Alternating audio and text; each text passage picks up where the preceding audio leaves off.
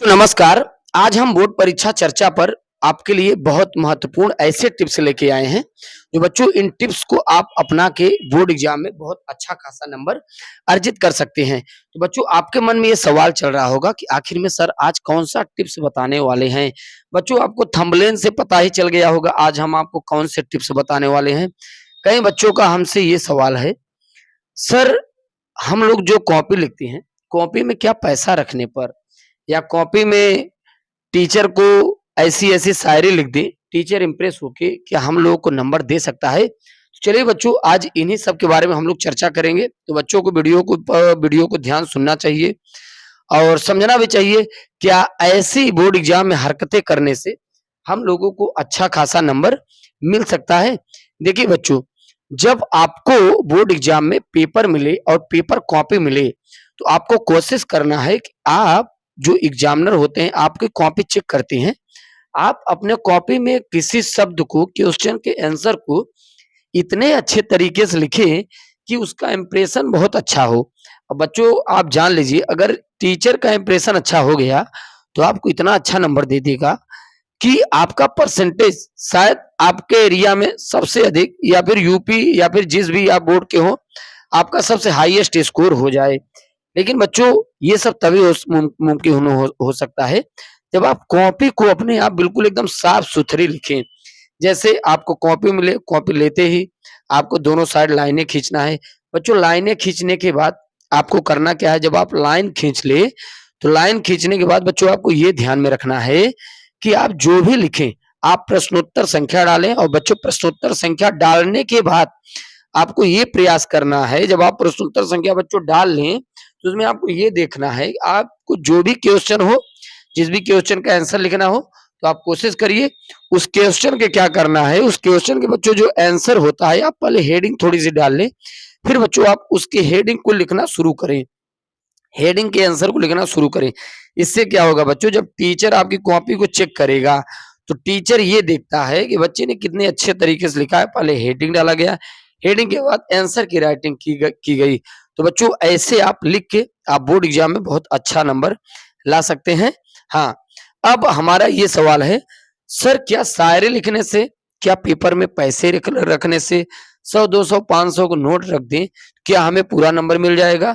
तो बच्चों ये हम आपको बताना चाहते हैं। देखिए, आप टीचर को ऐसा कतई न ब्लैकमेल करें, जिससे टीचर को बुरा लग सके।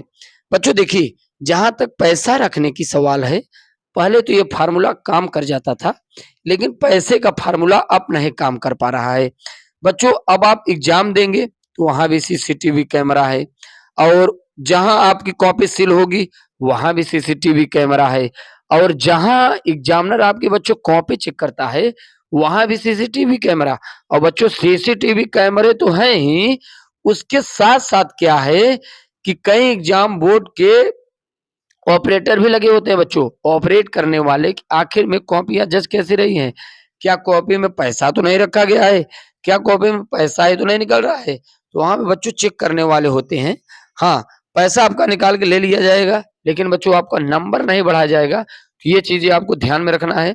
पैसा नहीं रखना है, आपको ये नहीं सोचना है कि हम 500, 200, 600, 700, 800, 1000 का नोट रख देंगे, तो हमें नंबर बहुत ज़्यादा मिल जाएगा।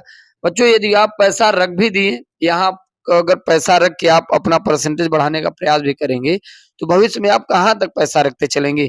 इसलिए अभी आपका समय है, अभी से आप पढ़ाई में लग जाइए और बच्चों प्रयास करिए। आपको अगर अच्छा स्कोर करना है बोर्ड एग्ज़ाम में, तो अभी से अपने राइटिंग स्किल्स को सुधारना है। बच्चों अगर आप कुछ भी न पढ़े हों, तो आपसे अभी अपने राइटिंग स्किल्स को सुधारिए।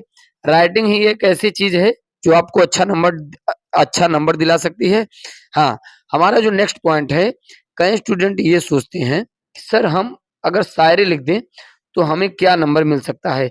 बच्चों देखिए, हम भी एक टीचर हैं, हमें भी सर कॉपियाँ जब जाँचने की मिलती हैं, हम लोग भी जब कॉपी जाँचते हैं, तो हम लोग भी देखते हैं स्टूडेंट ने लिखा कितने अच्छे तरीके से है। क्या स्टूडेंट ने कहीं ऐसा तो मिस्टेक नहीं किया?